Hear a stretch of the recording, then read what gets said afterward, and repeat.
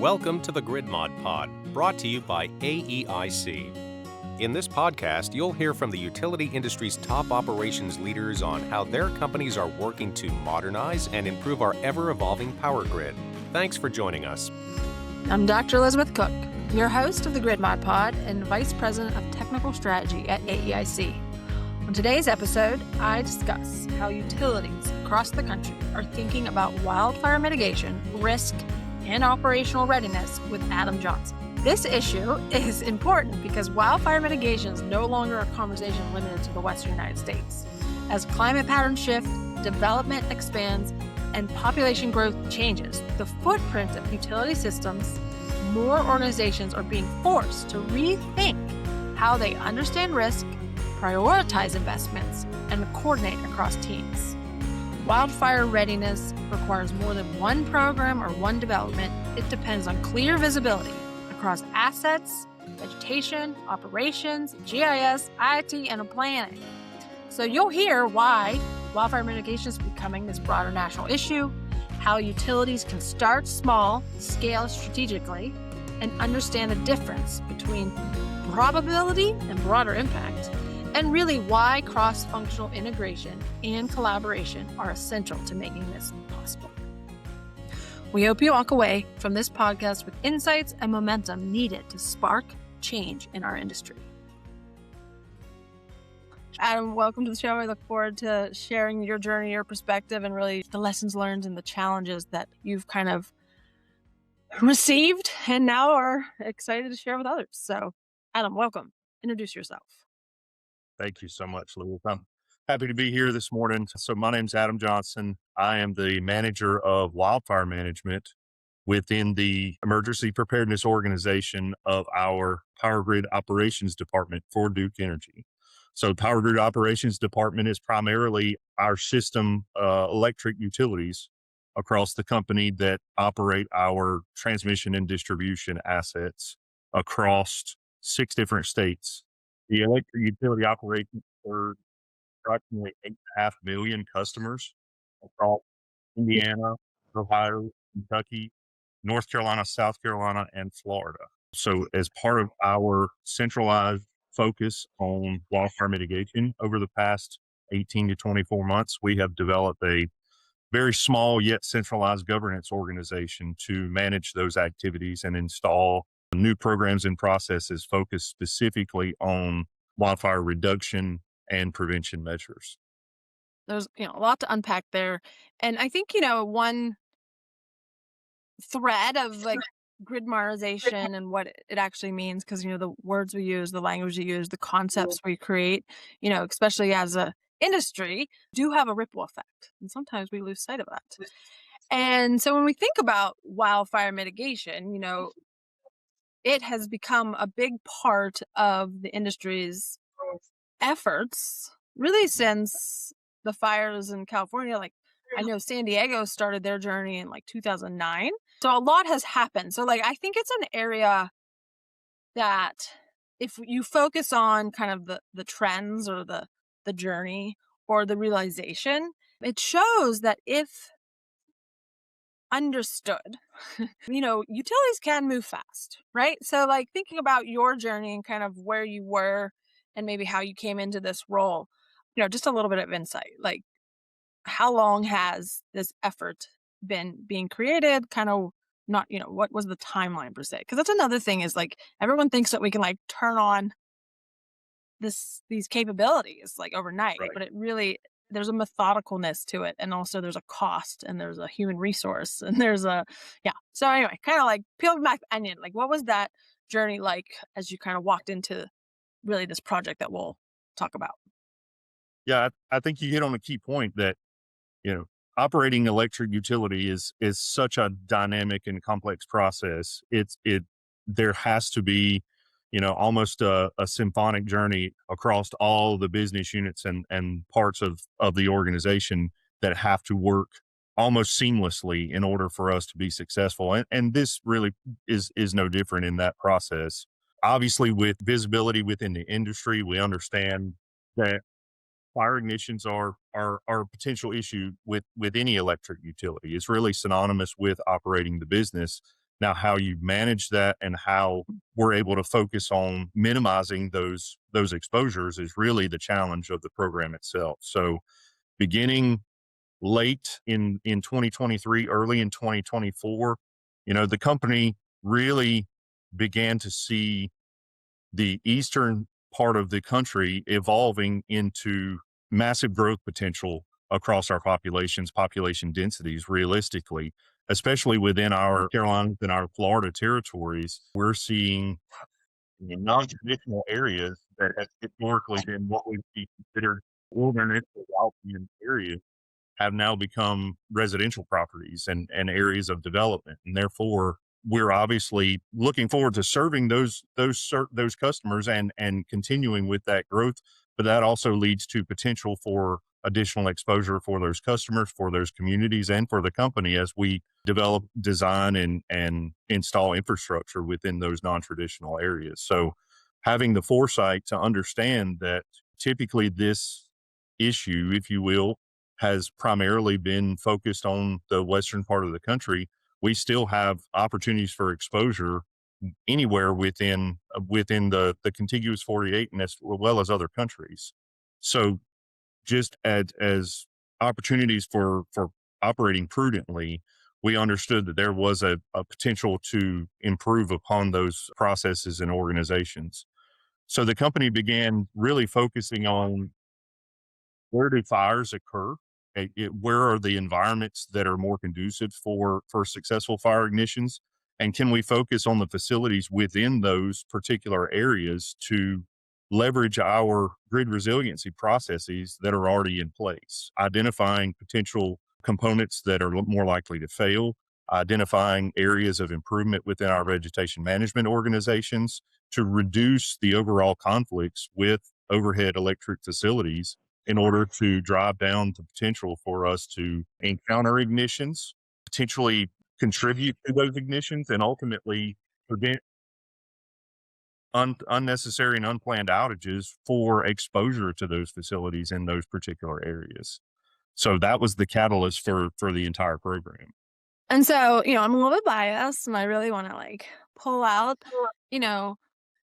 we as individuals, as people, as teams, as companies, I think we lose a thread of the power and potential of what we've been able to observe and then learn from. So just setting it up, wildfire mitigation, this is no pun intended, so maybe I shouldn't say it, but accelerant to operational visibility, right? And how this phenomena of developing the right tools can unlock broader grid capabilities. And so another thing, I think the power of observing, okay, there was a catalyst, and sadly, that catalyst is very heavy and a burden to a lot of our hearts, is that, wildfires was once something seen in the West. And, some of the leaders that I've observed over the last 2 years is okay, if you're not planning for wildfires, you're behind the game.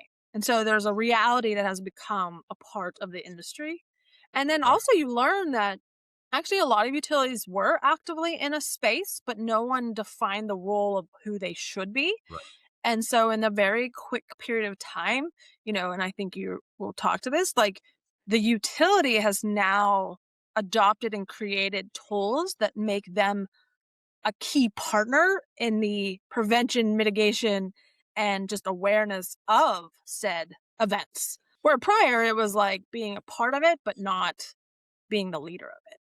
So I kind of want to unlock that, because another thing that happens, I think, in our industry is we all latch on to this wildfire. And so Adam, your work really is setting up, data pipelines, the geospatial awareness, your asset condition overlays become ever most important. You want to truly know about that, little hook that might be up there on that pole, the environmental inputs, your weather feeds. And really then it's decision thresholds. So maybe I'm baking the cake right now, but I think for our audience is you're also unlocking targeted inspections, proactive maintenance, ADMS applications such as your Flizzr and VVO and all those. So it's such a powerful story. And I think, I want to take an opportunity to, peel back that onion with you is like, it's all said and great. And you've been at this journey for 3 years, right? So like that process or really like the tool. And I guess maybe take us through kind of like, okay, we know that we need to do this and here we are. And you have a very large subsidiary of groups, right? So like, did you start small and scale? Like, what was that kind of approach to like launching into kind of making this an effective tool? Like, did you I start think, small? Did you go big or did you go big? And yeah. so long, short answer is started small and have continuously grown the efforts, the organization, the focus, and then the outputs of that program overall. And I think you hit on a key point that this is certainly climbing higher on the prioritization list across the industry. The difference here is that it's not a design standard, it's not a guideline or standard terminology or builds or stuff that you would typically see that's quite consistent across the industry, regardless of your geographic locations. Here, it's so dynamic and so diverse with the areas in which you operate. I mean, down to the geographic locations, the historical climate and weather influences for that particular location, the fuels, the climatology there to what that shapes your vegetation species composition, the densities of the species in that particular area and the fuel loading. And again, the exposure to communities. You have much different operations and distribution for uh, for those service areas in which you operate. So you have to take that into account that it's not something you can establish high level guidelines and structures for and apply it broadly across the entire nation. Right. So there is no peanut butter spread solution, which reminds me of very similar. It Right. reminds me of very similar challenge that I was facing is like in regards to distribution system planning or transmission planning. Like we all kind of create these standards, these expectations, these tools, these technologies, but every grid sits within a very dynamic and diverse condition. So like there is this phenomena that like, from the external stakeholders looming down that we're dealing with a very complex system. And so until we like can peel back the onion and realize that we're all working within systems of systems and really change how we think through execution of projects or like how to launch projects or how to get buy-in to projects. I think that's another huge win for a lot of the great work that's happening in this space. I mean, you rattled off, a lot of terms that I don't think the typical utility even thought about, such as fuel loading, right? Like, and when you say that, just for clarification, because I mean, that's in essence like what type of vegetation and or like, for instance, like in the South, like, right, there's grass, right? Like large, heavy grass growth under facilities. And then like in different there's trees and how they grow and when they grow and what type of rain, right? Like when you said fuel loading, is that like, you mean fuel for these wildfires, right? Yeah. Exactly. The fuel that would essentially fuel, for lack of a better term, fire ignition. And for example, in the southeastern United States, the predominant fuel model is known as Southern rough, which is really just a low growing, brushy type atmosphere for vegetation that's typically very dense, very waxy in nature, typically contains highly volatile chemicals, but is typically only available for certain times of the year. So again, for us operating across 6 different states, even from one corner of a state to another, there's huge diversities and differences with how you approach the mitigation efforts and the prevention efforts because of the different environments that you're operating in. So thinking about, you know, moving from concept to execution, Mhm. and I'm biased, particularly around integrating the data, the systems, and the teams required. Like, what was your biggest takeaway there? Like from a leader or someone that kind of was a part of driving this. Like, what were your lessons learned and just aha moments that you might have had as you're championing it through? first and foremost, we talked about starting small. This was really an effort within our distribution systems and our asset management programs initially, to identify that very high level risk assessment. And we use risk assessment pretty heavily across the topic, understanding that risk itself is not one dimensional. Risk is multidimensional, and you have to take that into account that differentiates from the potential for an occurrence. So leveraging that, you have to start with, what is our exposure? What is the risk for the particular areas in which we operate? And then prioritize based off of that risk ranking, if you will. So working through that with the asset management group and our grid operations and controls organizations, really identifying where do we need to focus our efforts? Where do we have the most exposure for encroaching fires as well as potential to contribute to fire ignitions, and start small. Identification of enhancement for components, likelihoods for component failures to contribute to arcing or sparking events, or areas that we have aging infrastructure that may be more susceptible to damage in a fire situation.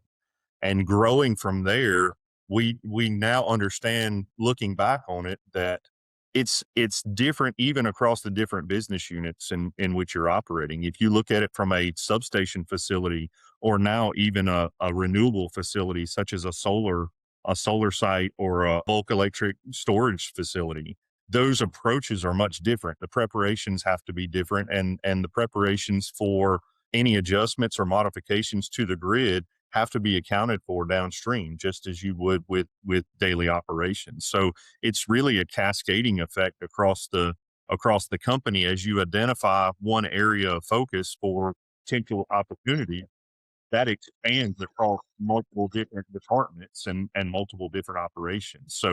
So it conflates very, very rapidly, and flexibility and adaptability is paramount as you're building that organization.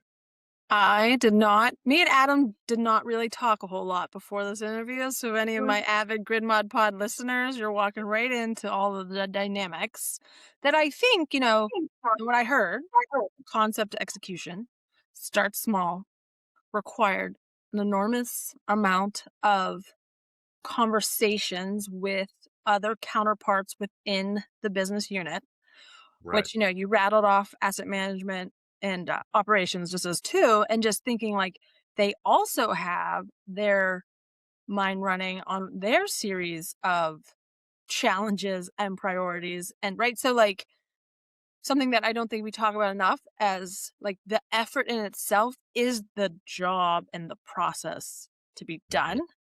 And so, but like realizing everyone's spinning their own wheels, and then here comes your wheel, and having to integrate that all. I mean, you spoke right to it, right? And that's, in essence, it's the integration part is truly the transformation. And Correct. so it sounds like, you started small, saw some successes, that gives some wins to then create, a maturity scaling. So like, was there like a place where like, okay, we're not perfect here. There's going to be continuous improvement in this space, but we're going to take it to the next, right? I mean, is that kind of the essence of it? Like, you're never really done. You're never done. There's obviously always opportunities for continuous improvement. So it's really creating the hub and then identifying the spokes on the wheel as to where that branches out and where those focuses fall for those improvement opportunities. It's really customizing the grid, or customizing, a finely tuned machine, that one minor adjustment really affects a lot of other components that you have to take into account. And therefore, it's necessary for us to leverage our subject matter experts to understand how their specific focus operates, and how these outside influences may impact their operations, and identify adjustments to continue that improvement model. So starting small with the distribution operations, later shifting focus into integrating our transmission operations, which requires a different strategy, a different focus. So really thinking about that, it transitions very, very rapidly from developing a strategy at a localized point in the company, and expanding on developing processes, integrating with the existing processes and procedures, potentially establishing new procedures that ultimately leads to an overarching wildfire mitigation plan and process for the enterprise across all the territories. Right. I think kind of like threading what we were saying earlier as well, and you mentioned it like risk, like utilities are very driven by risk management. Hmm. And, having these tools in place have really opened the door in regards to how to assess and determine and what criteria. So it's like an even, you know, more opportunity to like sharpen the saw as you continuously improve your ability to like manage risk and understand what the risk truly is. And so I guess my other question to you is, in your journey, have you seen, or, maybe you've not been specifically a part of it, and kind of leading to what I teed up earlier is like, because of these visibility capabilities, has the organization as a whole kind of adopted any or kind of ran with additional strategies around that operational visibility, or having the tools available to like create new capabilities? Hmm. Yeah, it initially initially starts as somewhat of an all hazards approach. We face multiple hazards as an electric utility. We just recently had a significant ice storm. Typically, have exposure on the East Coast to hurricanes, obviously, with a very active hurricane season in 2024. So, can you utilize your existing emergency response plans and emergency action plans to really encompass the fire ignition potential in the wildfire management space? To a certain degree, that for most utilities, I would say yes, that's definitely a possibility. Now, as you really dive deeper into the strategy, there's differences there that bear different approaches. Utilizing a risk management approach, how do you separate that particular hazard really for situational awareness of areas that you're operating. Fortunately, yet unfortunately, you don't get the benefit of being able to forecast long term that there's a high likelihood of fire potential on any given day. Now that does come into focus much better as you approach a certain day or a certain conglomerate of conditions within a certain part of the territory. But at the end of the day, it looks different, it smells different, it feels different, because if you have been successful in this space, nothing ever happens. And that may be, that's hard to grasp from a success and measurement of success standpoint. So yeah, there is definitely a requirement for expanding upon different tools and different strategies, utilizing very heavily leaning against your GIS organizations and your IT groups to help you develop those dashboards and incorporate certain metrics, whether it be publicly available or you're installing specific sensors or systems to give you greater visibility and more intelligence within the company is certainly part of the overall success of the program itself. So, wrapping up, for peers across AIC and really beyond, what, if you could pick, because you're probably many, like what lessons would you share about, truly building something that doesn't, well, that is actively trying to solve one problem, but you Mhm. start to realize, it transcends. So, like, just knowing how much integration and cross collaboration, like, what's your lessons learned as how you approach that and how others may be able to take your wisdom and use it for their own benefit? Yeah, so it's really twofold. It starts within the company in clearly defining objectives first and foremost. So we say a lot of the time start with the end in mind. And what does that really mean? It means clearly defining those objectives and building those strategies and the processes to meet that objective. We talked about starting small. It certainly is a grander opportunity to start small and expand upon those opportunities as they arise, but understanding that this could escalate very rapidly.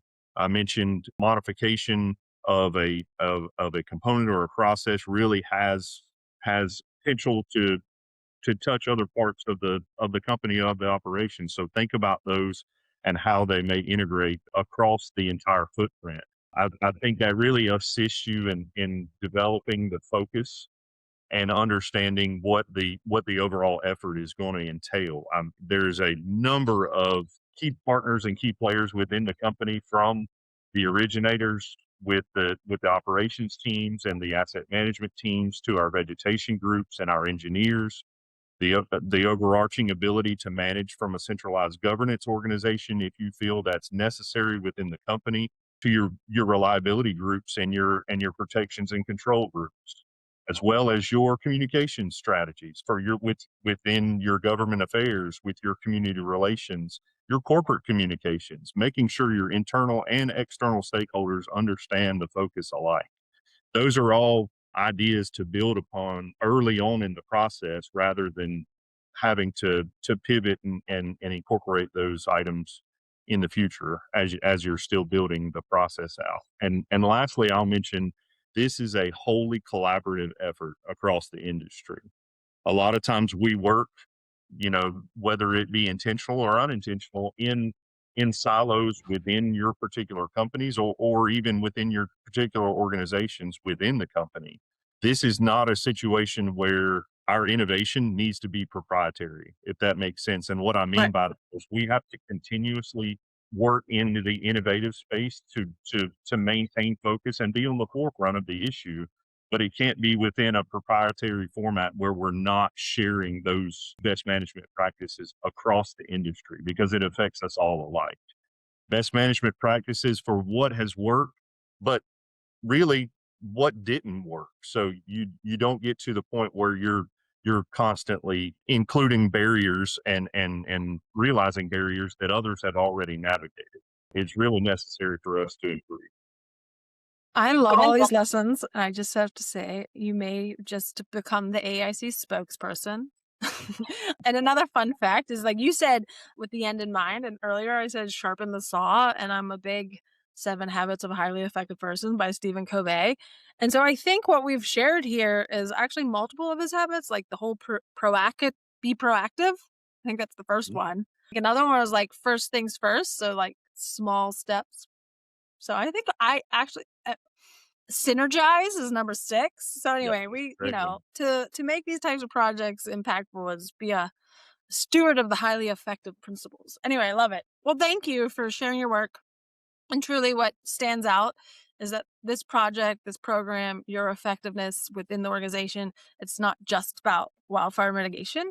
It's about building shared visibility, shared data confidence, which is something we all want, shared decision frameworks.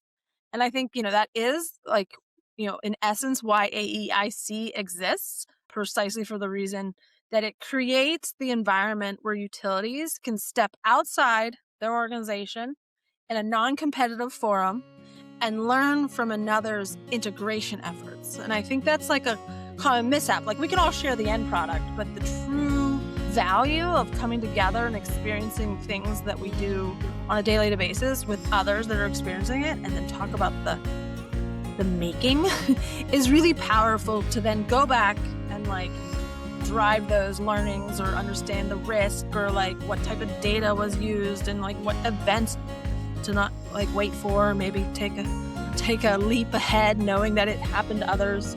So anyway, I think we've covered a lot today, and so I really appreciate your stewardship, really talking about the idea of integration and really saying things that are potentially can provide value to others that are listening.